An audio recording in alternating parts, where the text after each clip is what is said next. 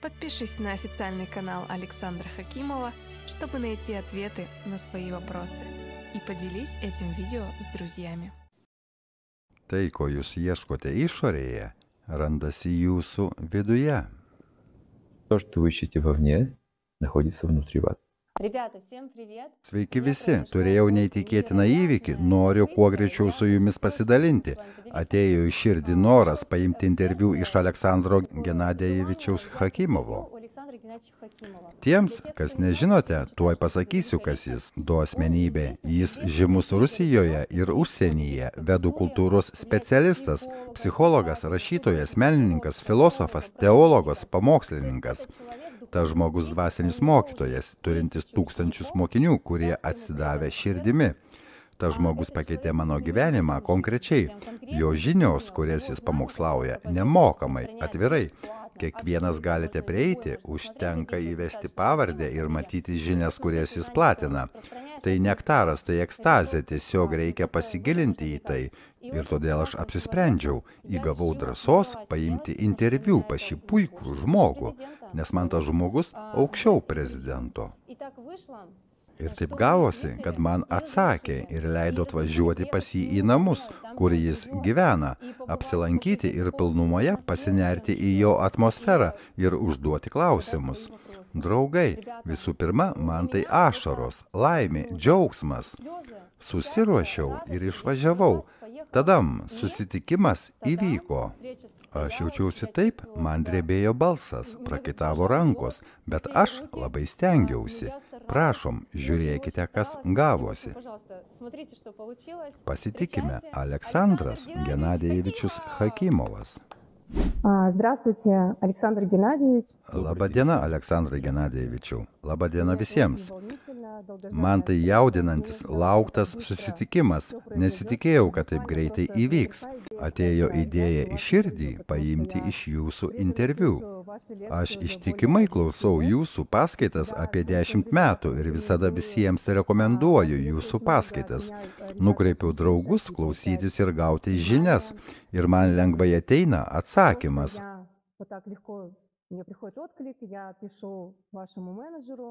Aš rašau jūsų menedžeriui ir mane pakviečia atvažiuoti pas jūs į svečius. Aš metu vaikus, vyrą ir bėgu pas jūs. Ir vyras norėjo pas jūs, bet nesigavo. Dėl darbo. Atskridau čia. Dėkoju jums už svetingumą, už tą vietą, kurią sukūrėte nuo nulio. Ir pas mane toks klausimas. Mūsų dažna kalbėjimo tema su prenumeratoriais. Tikslas. Tai populiari tema, visus jaudina. Klausimas. Pavyzdžiui, labai daug žmonių randasi tokioje padėtyje, kur pradeda jaustis vergu. Jie dirba pagal poreikį, baigia institutą pagal poreikį. Nežinau, gal mama su tėvu taip norėjo. Paskiau jie įsidarbina, lipa karjeros laiptais ir kokiame tai momente prieina persisotinimo tašką. Lygtais jau yra ir pinigų įsipareigojimų, bet darbas nebetliekamas su malonumu. Buvo aistra darbui ir jie dingo. Kažkokia tai rutina. Namai, darbas, darbas, namai, namai, darbas, televizorius. Ir žmonės iš šios padėties užsiduoda klausimą. O kas aš aplamai esu, dėl ko aš šitame gyvenime, kur tikroji mano prigimtis, koks mano tikslas. Ir kada žmonės supranta, kad jie susipainiojo, nebesupranta, kas jie tokie, ką jie aplamai myli, kada jie sąžiningai savo prisipažįsta, kad tai, ką jie daro, daro dėl pinigų, tiesiog dėl pinigų. O kur tas darymas, kad mėgaučiuosi iš vidaus? Ką jūs patartumėte tokiam žmogui dėl tokio nusivylimo? На почве такого разочарования люди могут очень серьезно болеть. Dėl tokio nusivylimo žmonės gali labai rimtai sirgti. Aš sutikau žmogų, kuris labai turtingas. Net sunku aprašyti, būtų ant kiek jis turtingas, bet pas jį problemos. У него проблемы. Aš paklausiau, o kokios problemos? Viskas yra, viskas ko reikia. Dabar su pinigais gausi ko nori. Jis pasakė, aš nežinau, kaip daugiau uždirbti pinigų. Pas jį buvo tikslas, kaip uždirbti pinigus, ir kada jis pasiekė ribas, beprasmybė, sava nesąmonė uždirbti pinigus. Ką daryti toliau? Sako, aš suvokiu, ant kiek tai rimta problema. Man jau inkstai atsijunginėja. Tai gilus stresas suvokti beprasmį gyvenimą. Suvokimas iššaukia ligą, nieko nuostabaus, kad dominuoja onkologijos, imuninė sistema, visokios alergijos rūšys, ten visko daug. Užvalgyti stresą, alkoholis visur išplatintas šitoje kultūroje, todėl kad labai sunku susidurti su beprasmybė savo egzistavimo. Ir čia mes statome klausimą, ką daryti tokioje situacijoje. Reikia mokintis gyvenimo įstatymų, reikia suprasti, kas yra gyvenimas. Kodėl? Mūsų šiandieninė tema – tikslas. Taip, jie nesuprasdami ieško kuom užsiimti, ką daryti, kad būčiau laimingas. Čia iš karto sutelkiamas dėmesys. Visi nori laimės. Džiaugsmas yra mūsų prigimtis, neabejotina. Panagrinėkime tikslus. Sakykime, stebimame žemesnių formų pasaulyje, ten daugmaž suprantama. Biologai mato, dėl ko tokios rūšys, kaip juos susijusios kartu, kaip jie formuoja vieną Žemės biosferą. Augalai kvepuoja, mes kvepuojame, todėl kad jie kvepuoja. Vyksta sąveika, vienas konglomeratas. Mokslininkai stebi tai. Gyvūnai, augalai, vabzdžiai, jie veikia instinktyviai, nesąmoningai. Mes taip matome. Pas juos yra intelektas, bet jis kitoks, ne žmogaus intelektas. Klausimas, kas iš principo skiria gyvūno gyvenimo instinktus nuo žmogaus? Pas žmogų taip pat yra gyvūno prigimtis, instinktai taip pat yra. Bet jie skirtingi. Homo sapiens yra išskiriama kaip atskira rūšis. Sapiens reiškia intelektas. Kokia intelekto paskirtis? Jeigu mes matome kitokį organą, daleiskime skrandį, jo paskirtis virškinti maistą. Plaučiai turi kvepuoti, širdis atlieka savo funkcijas, kiekvienas organas turi paskirtį. Dabar pas žmogų yra protas, žinojimas, intelektas, žmogiški jausmai, pas juos taip pat yra paskirtis. Ir mes beveik pakėlėme klausimą. Jų paskirtis patirti kažkokią tai ypatingą, didelę, gilią laimę, apie kurią svajoja kiekvienas žmogus. Kas tai do laimė? Reikia ją išstudijuoti, kur ji, ar ji egzistuoja tokio didumo, kuri patenkina mano intelektualius žmogiškus poreikius. Ir taip, jeigu yra skrandis, reiškiasi turi būti ir maistas, jeigu yra intelektas, turi būti ir laimė. Reikia ieškoti, kur randasi laimė. Tokius klausimus reikia keltis, reikia tikėti tuom. Todėl proceso vyksmas į tą pusę visų pirma priklauso nuo žmogaus tikėjimo.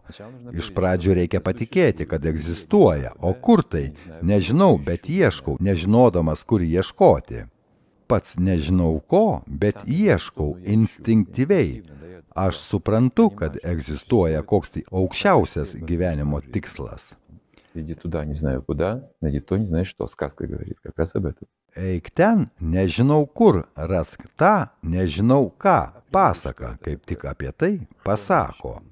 Todėl mes turime apsispręsti, ko mes ieškome gyvenime, kur tai randasi, kur yra ta laimė. Aš paieškose. Но в деньгах нет, да, понятно, да, вот тут много Kad piniguose nėra, suprantame. нет счастья. Dabar daug nusivylusių žmonių, kurie pasakys, piniguose nėra laimės. Kur laimė? Sveikatoje? Здоровые скажут, недостаточно. Sveikas pasakys, nepakankamai. Ekonomikos vystyme, Экономическое развитие, но не хлебом единым жив человек, значит, что же нужно еще? bet ne viena duona žmogus gyvas, reiškia reikia dar kažko. Iš kur ta laimė išteka?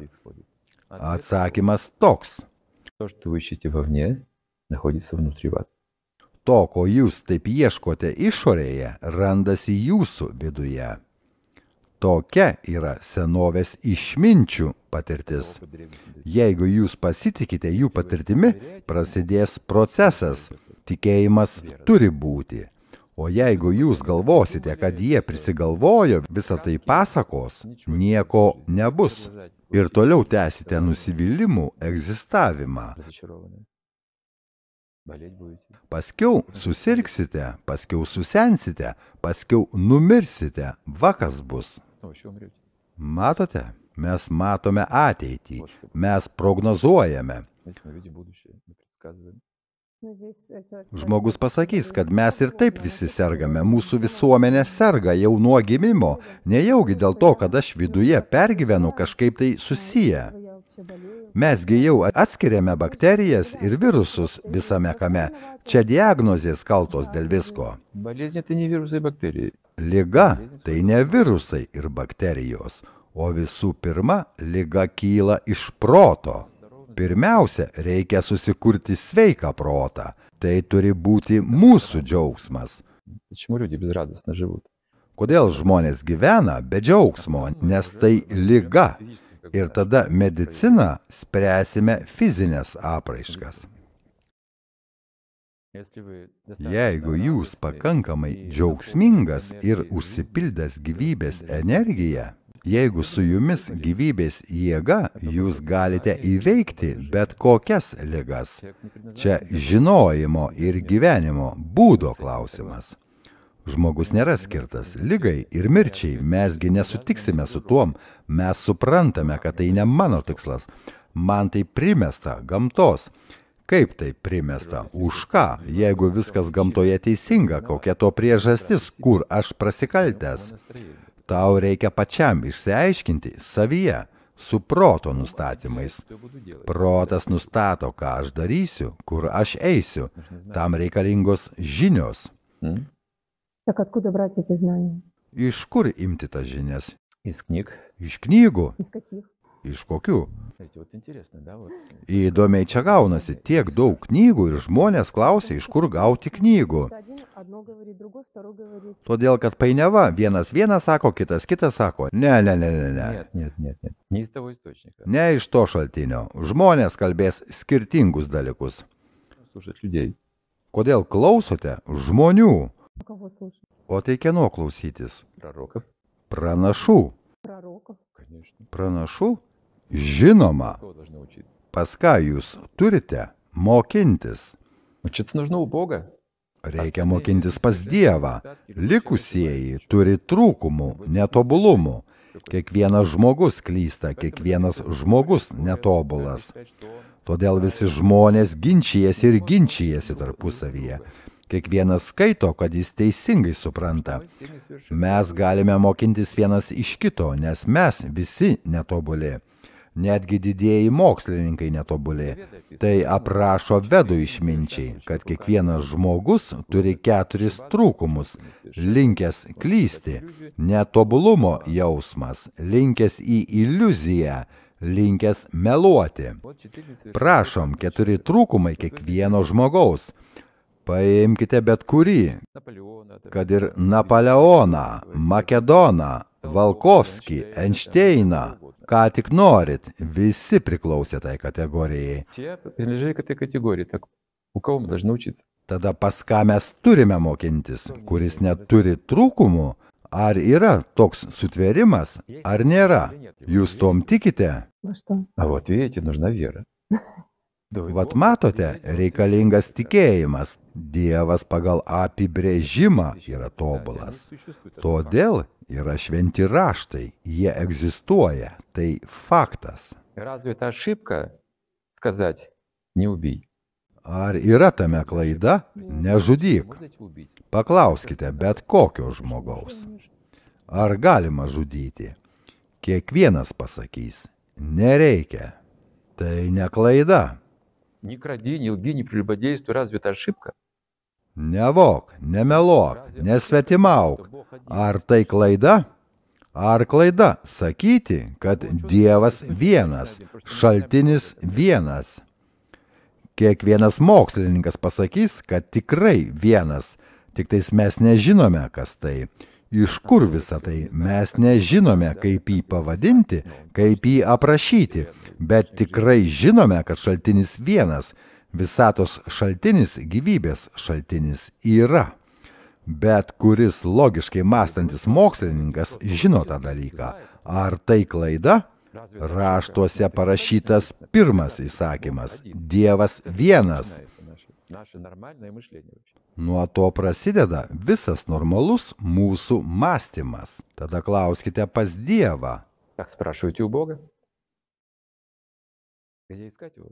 Следующий вопрос. Kur jo ieškoti bus sekantis klausimas. Вопрос, я могла бы по-другому его задать. Aš užduosiu klausimą kitaip. Dažnai žmonės nueina į talentą ir mėgaujasi tuom. Jie supranta, kad nenori dirbti tuose siaubinguose darbuose, kurie verčia jausti vergo būseną. Aš noriu dirbti tai, kas man patinka, kas mano hobis. Ir būna reali sėkmė. Pavyzdžiui, jis pradeda dainuoti, šokti, piešti, jis jau nuo gimimo buvo tam linkęs. Ir finansinė padėtis pradeda gerėti, o kitiems būna, kad ne. Ir dauguma pradeda žiūrėti į sėkminguosius, pavydėdami. Užduoda tokį klausimą. Aš darau tai, kas man patinka. Santykių klausimus keliu Dievui, kaip ir Dievas jau mano viduje. Jis padovanojo man talentą. Aš tai darau dėl kitų žmonių, bet pinigų netneša. Kur pinigai? Почему денег-то не приносит? Где деньги? Pavyzdžiui, jeigu žmogus linkęs į menus, mano natūralus polinkis pagal horoskopą – muzika ir tapyba. Aš atsimenu, pasirinkau tapybą, pasukau tuo keliu, bet muzikai taip pat yra. Man patinka groti instrumentais, melodiją kažką dainuoti reikia. Bet ar aš galiu talentingai sudainuoti, kad iš tikrųjų pritraukti žmonės savo balsu? Negaliu. Bet aš planuoju, rytoj aš uždainuosiu tokią dainą ir užkariausiu visą pasaulį. Sugalvojau dainą, sudainavau, bet pasaulio neužkariavau. Ką daryti? Nereikia statyti tokių planų, reikia statyti savo talentų, vystymosi planus, o ne kaip iškart prasimušti į šlovę. Vat kur nekantrumas žmogaus.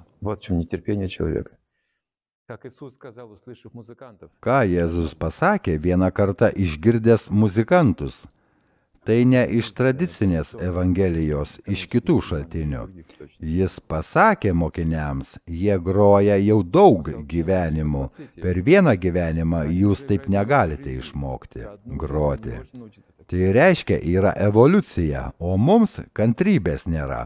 Mesgi matome, kažkas prasimušė ir mes pavydime, o aš, tu ant kito laiptelio, tau reikia vystytis, o ne pavydėti kitiems, neimituoti talentą, o vystyti patį save. Va kur tavo vaidmuo. Pavydas yra paskutinis 10 įsakymas. Nepavydėk arba nenorėk to, kas priklauso kitam. Nuosavybės arba talento. Bet mes nesilaikome šito įsakymo.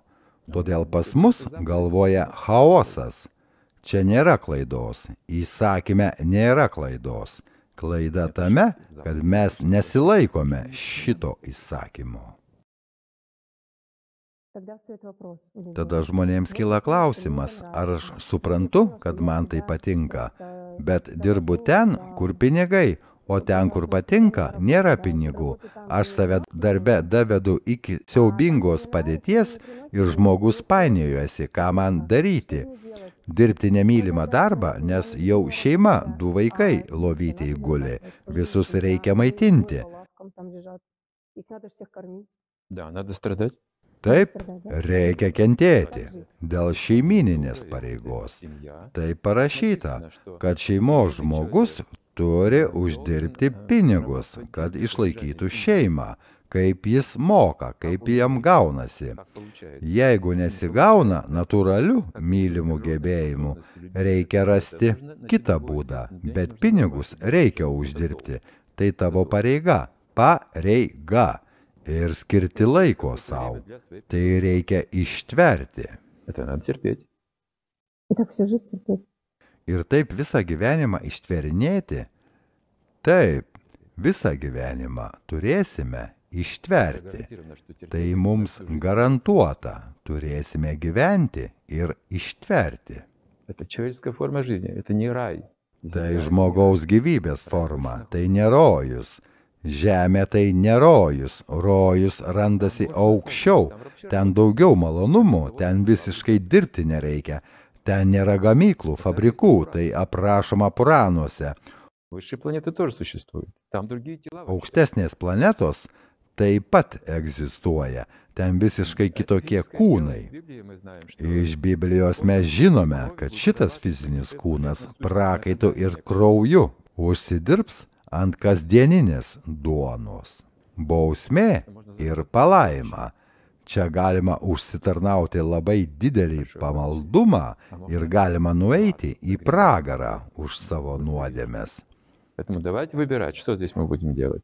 Todėl pasirinkime, ką mes darysime. Į pragarą klosime kelią savo ir kitiems, arba kursime rojų žemėje ir kilsime aukštyn. Aš renkuosi rojų, todėl ištverkite, uždirbkite. Kas yra pamaldumas? Jūs pasakėte, užsidirbkite pamaldumą. Pamaldumas reiškia gyventi dėl kitų. Visi šie užrašai, kuriais nesimėgauju, reiškia gyvenu dėl savęs. Iš ten mano problemos, mano galvoje. Aš apie save galvoju, aš egoistas, suprantate? Man vis mažai, mažai ir mažai, o pas kitus vis daugiau. Kitame kieme žolė žalesnė, per juos ramybės neturiu. Iki paranojos, iki ligos, iki inkstų nepakankamumo davedu save. Suprantate? Su savo pavydu, su savo skupumu, tai ydos. Mums reikia tai išsiaiškinti, pas mus krūva ydų.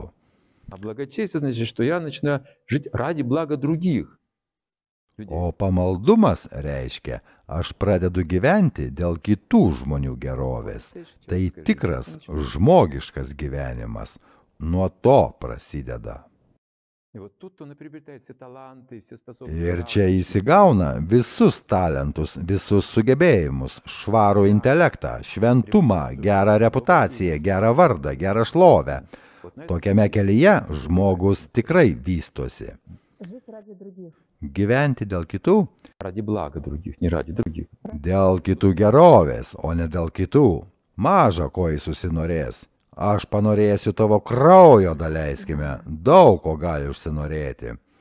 Gyventi dėl kitų gerovės, reikia žinoti, kokios gerovės žmonėms reikia. O kokios gerovės žmonėms reikia? Visų pirma, reikia dvasinės žinias platinti, tai aukščiausias gėris. Suprantama, yra ir sergančių žmonių, vargšų žmonių, jiems reikia padėti, gauti išsimokslinimą ar kitą, palaikyti meną. Tai vadinama labdaringa veikla. Pateiksiu pavyzdį. Diagilevas, rusų turtuolis, mūsų globėjas, palaikė baletą. Todėl baletas išliko dėka Diagilevo Rusijoje. O Tretiakovskis sukūrė Tretiakovo Galilėją. Čia pavyzdžiai gerų darbų dėl žmonių. Jie naudojo savo pinigus, kad žmonės gautų naudos, dėl visuomenės vystymosi, dėl kultūros, dėl dvasinio mokslo, kad žmonės nebadautų ir kiti dalykai, kuriuos reikia žinoti. Bet visų aukščiausias gėris.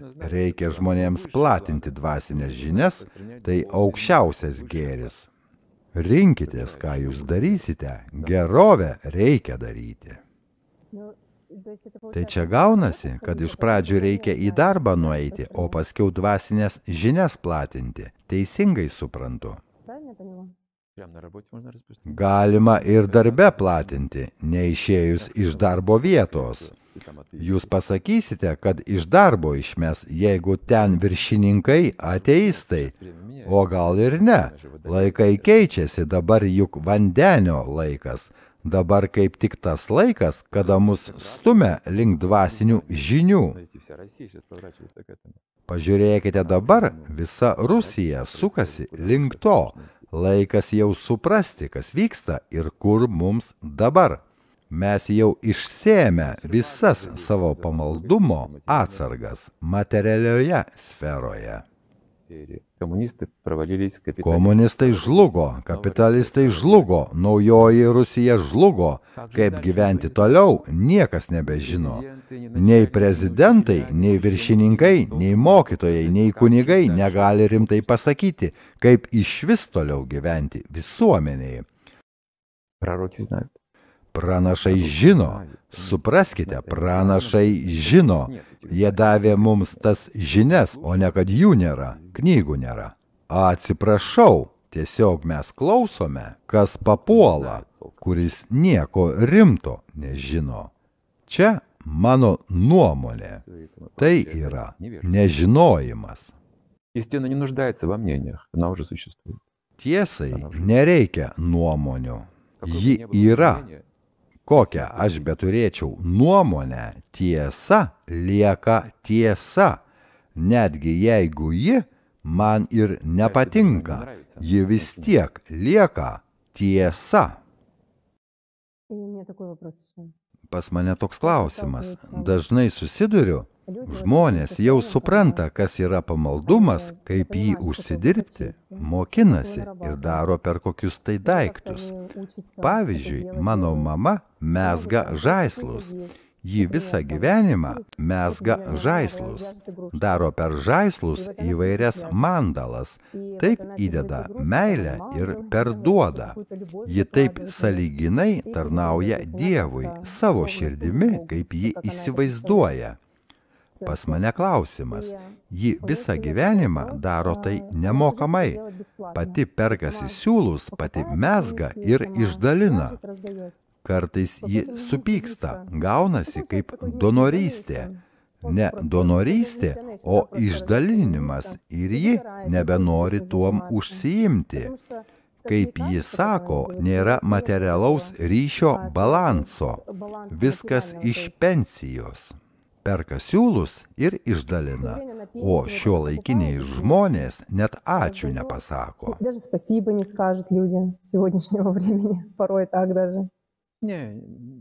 Ne, užtektinai dėkingumo už savo darbą mes negausime šitame pasaulyje. Kaip sakė motina Teresė, jeigu žmonės neatsako dėkingumu, daryk tai toliau. Tu darai tai dėl Dievo, ne dėl žmonių. Nelaukite iš žmonių dėkingumo.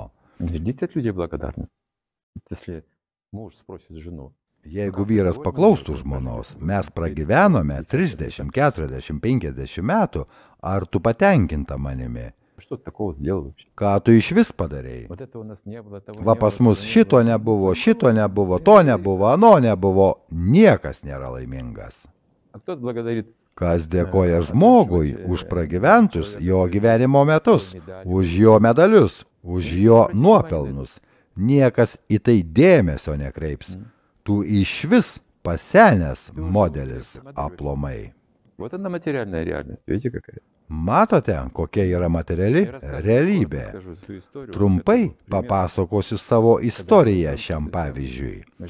Kada buvau vaikas, mes gyvenome tolimoje šiaurėje. ten rožės neaugo, paprasčiausias naminis erškėtis. Ir atvažiavo teta iš Žemyno salos. Pažįstama mamos draugė lėktuvu atskraidino rožę, specialiai įteikti. Didelė, aš pirmą kartą gyvenime mačiau rožę. Esu iki mokyklinio amžiaus. Aš įsimylėjau rožę. Aš jauniausias. Ji man. Aš pagrėbiau tą rožę ir vaikštau su ją. Žiūriu ir žaviuosi, kokia ji yra. Tie kvapai stebuklas kažkoks. Ir paskiau man į galvą atėjo gaila, jįgi nuvys. Pradedu titruoti. Nuvys, nenuvys, nuvys, nenuvys. Mama susierzino. Teta sako, va ten, puodelis, stovi ant palangės su gėle. Pas mus tokia žalia varnalėša augo, niekada nežydėjo. Sako, įkišk ten rožę ir palaistyk, nenuvys, kad mane nuramintų, suprantama. Aš įkišu ten rožę ir vaikštau, stebiu rožę. Ji lėtai linksta, aš vėl pas ją, vysta, sakau. O tu laistyk, gerai laistyk. Aš laistau, bet ji vis tiek vysta. Jau laikas miegoti, ji per naktį vandens prisigers, ryte žydės. Aš kuo anksčiausiai ryte prabundu ir bėgu pas rožę. Nuvyto, mano gyvenime tragedija. Pakeliu akis, varnalėša pražydo, pasidengė ryškiais žiedais. Dabar žiūrėkite, jūs darote dėl kito, jūs laukiate kažkokio tai atsako iš jo, bet reakcija ateina iš kitos vietos. Visų pirma, iš vidaus. Jeigu jūs tai darote ne dėl dėkingumo savo, ne dėl naudos savo, tada pas jūs vystosi apibrėžtos unikalios savybės. Vat kas vyksta. Todėl visų pirma, tai dėl mūsų pačių svarbu. Užsiimti pamaldžia, labdaringa ar nesavanaudiška veikla ir rezultatas ateis visai iš kitos pusės. Koks tai princas jumis įsimylės ir viskas ir nuneš skaisčiai raudonomis burėmis. Sakysite, pasisekė? Ne, tai įstatymas. Jūs kažkada užsitarnavote tai. Kažkada jūs laistėte rožę, kuri jums nepadėkojo. Ir tada staiga pasirodė princas. Kaip tai atsitiko, iš kur jis atsirado, jūs nežinote, bet tokie yra subtilūs veiklos įstatymai. Sėkmė ateis būtinai, jeigu jūs tai darote. Blogis niekada nenugalės to, kuris kuria gėrį. Tai parašyta Puranuose, parašyta šventose knygose. Tada žmonėms kyla klausimas, o kaip paimti ir pasitikėti, daryti peripetiją. O jeigu pamelavo, o aš visiems tarnauju ir nemokamai kažką darysiu. Užkapos, akmenimis užmėtys. Patys suprantame, kokia pas mus visuomenė. Reikia tai daryti autoritetingai. Autoritetingumas nekelia susirūpinimo bendruomenėje. Neprisigalvokite patys dvasinių praktikų. Reikia daryti autoritetingą dvasinę praktiką. Jeigu Dievui meilė neleistina, ji kelia didelį nerimą visuomenėje. Pavyzdžiui, jeigu pažiūrėjęs išminčius sakys, jūs visi esate užsiėmę nereikšmingą veiklą, tai faktas, bet jeigu jis tai sakys žmonėms, jis paprasčiausiai žmonės tiesiog nuliūdins. Ne tokiu keliu reikia. Autoritetingai reiškia, jis turi savo pavyzdžių rodyti, kaip reikia gyventi, kaip išeiti iš tokios padėties ir įkvėpti žmonės. o ne rodyti pirštu ir tas blogai, ir tas blogai. Girdėjote analitikus šiuolaikinius? Jie apie problemas kalba, o kur pozityvūs pasiūlymai, sprendimai. Nėra jų. Tada kokia prasmė eiti pas daktarą, kuris nustato diagnozę, o vaistų neduoda? Tau čia liga ir čia liga. Ar vaistų yra? Atsiprašau, nėra. Ko aš išvis pas tave atėjau? Kodėl aš jūsų klausau, analitikai? Duokite vaistus. O kada mes pasiūlome vaistus, jie nebetiki tuom. Kreipkitės į Dievą, kartokite jo vardą, o jie negali tuom patikėti. Jūs pabandykite ir jūs patikėsite. Tai veikia, Dievas yra. Jūs nežinojote apie tai? Aš žinau. Aš jų klausiu, gal jie nežino apie tai. Abejojate? Jūs abejosite visą gyvenimą, todėl kad jūs negalėsite atmesti žodžio Dievas savo gyvenime. Jūs žmogus, homo sapiens, jums intelektas apie tai sako. Jūsų intelektas ir yra Dievo pasireiškimas, jis jums ramybės neduoda. Koks gyvenimo tikslas, koks gyvenimo tikslas, koks gyvenimo tikslas? Kas aš, kodėl visa tai? Jis jums ramybės neduos, todėl, kad jis Dievo atstovas, mano intelektas. Dievas randasi kiekvienos gyvos būtybės širdyje, kaip intelektas. Viskas yra manyje. Viską, ką savo nešiojosi su savimi, todėl pažink save ir pamatysi Dievą.